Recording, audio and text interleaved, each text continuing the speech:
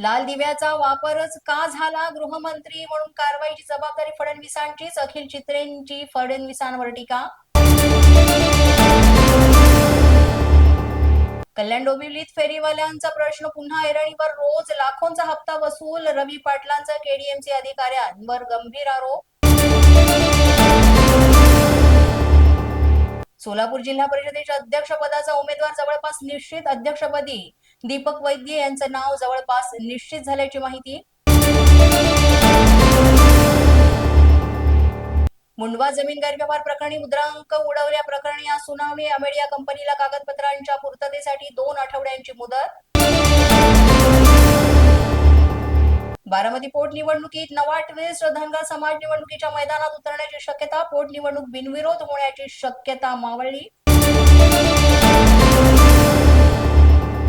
जिल्हा परिषद पंचायत समितीचा स्वीकृत सदस्यांचा मार्ग मोकळा होणार. स्वीकृत सदस्य विधेयकाला आज विधानसभेत मंजुरी मिळणार. नागपूरमध्ये महापौर आणि स्थायी समितीसाठी ओएसडी नेमण्याची तयारी सुरू. 2 पदांसाठी जाहिरात प्रसिद्ध. मात्र जाहिरात केवळ औपचारिकता असल्याचा आरोप.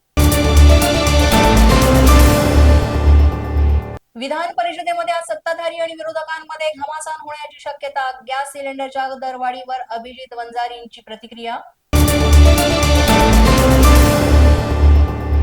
अर्थसंकल्पीय अधिवेशनाचा आज 15वा दिवस. अनुदानाच्या मागण्यांवर चर्चा. चर्चेचा शेवटचा दिवस. चर्चा पूर्ण झाल्यानंतर मतदान पार पडणार.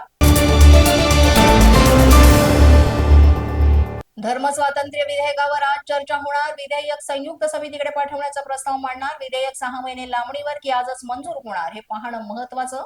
पोलीस माझा न्यूजच्या या बातमीपत्रात आज इतकंच. तुम्हाला आमचं बातमीपत्र कसं वाटतंय याबाबत अवश्य अभिप्राय कळवा.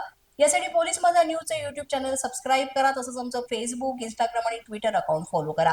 अधिक माहितीसाठी आमच्या www.policemazhanews.com या वेबसाईटला भेट द्या.